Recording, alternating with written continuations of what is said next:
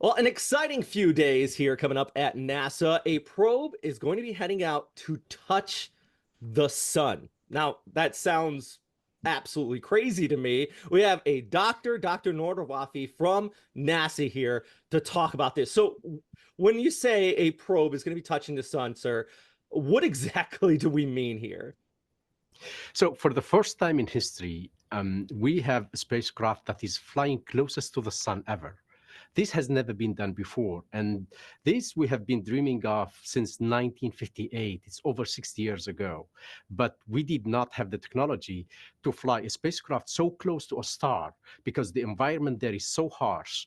And if you don't have the right technology, the spacecraft will just not work there. So it took us 60 years, but there we are now. We are just few days from making history. Let me make a parallel with, since I'm talking about history here. In 1969, I was not born there, but we landed humans on the moon for the first time. In in Christmas Eve 2024, we are going to embrace a star. That cannot be any more exciting than that. That is amazing. And I have a question though, because we all know the sun's very far away, but this probe launched back in 2018, and now we're just starting to get close to the sun. Can you explain about like why it's been taking so long to get this close? It's really it might sound counterintuitive. The sun is the largest object in the whole solar system. By itself, it weighs more than 99.8% of the total mass of the solar system. But getting so close to the sun is extremely hard because whenever you launch an object from Earth, we inherit the orbital speed of Earth. So in order to get closer to it, we need to slow the spacecraft a tiny bit. And to do that for Parker Solar Probe, we have been using Venus multiple times, and every time we fly by Venus, the spacecraft will slow a tiny bit and then it dive closer to the sun. So we flew by Venus 7 times. The last one was on November 6th this year. That's actually what set us up for the closest approach on December 24, 2024. And I think this goes back to the general saying, you're smarter than a rocket scientist, or like that just sounds like so much math there. And oh my goodness. My next question, I guess, is the sun's always been a constant in our sky. It's there. We've always seen it. What why do we need to fly out and kind of touch it per se? What don't we know about it that we need to know? So we owe our existence to our star, the sun. Without the sun, life wouldn't even exist here on Earth or anywhere in the solar system.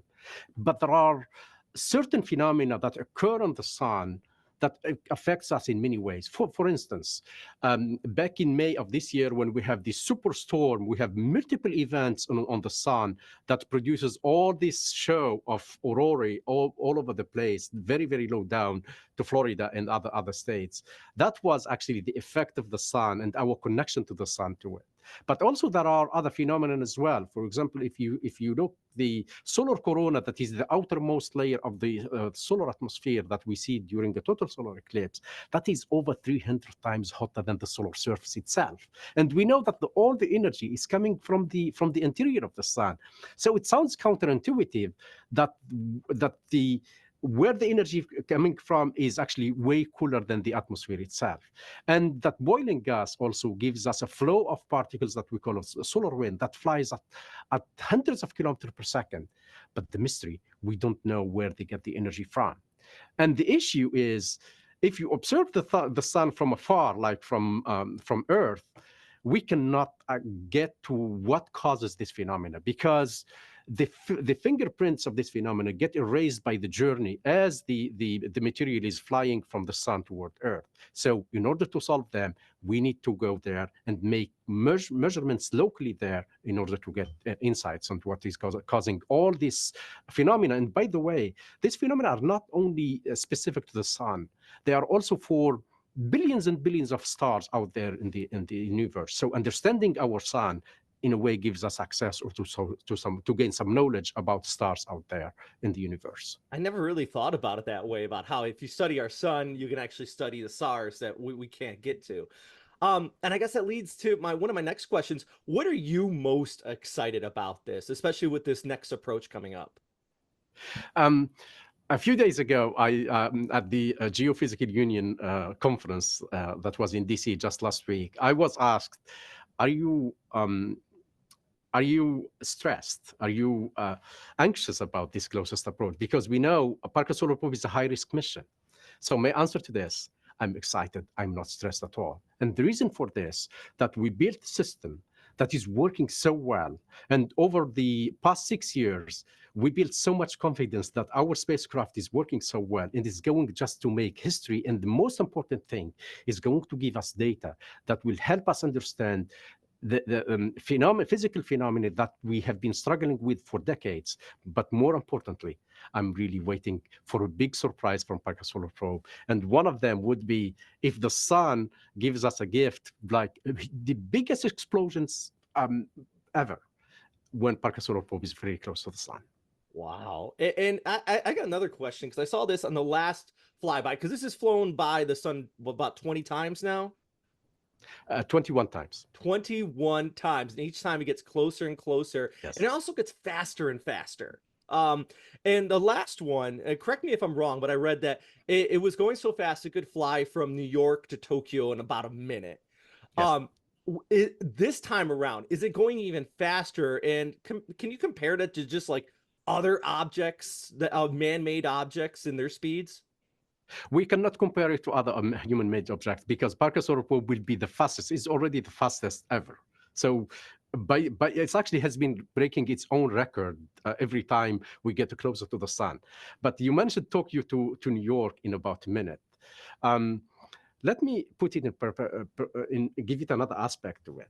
So back in 1969, I was not born back then, and I'm still dreaming of seeing women and men on the moon. And hopefully by the end of this decade, we will see that.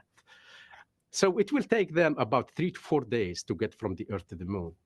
But if you pick a ride on Parker Solar Probe, when it is at its highest speed, which is about 191 kilometers per second, you can get from the Earth to the moon in about half an hour.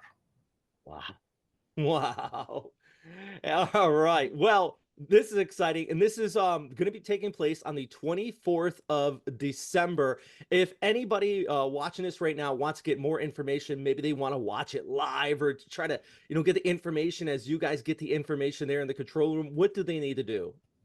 So you can learn everything about Parker Solar Probe. You can go to nasa.gov/Parker, or at NASA SAN, you can learn so much about Parker Solar Probe. We have also the website at the Applied Physics Lab, that is parkersolarprobe.jhuepl.edu.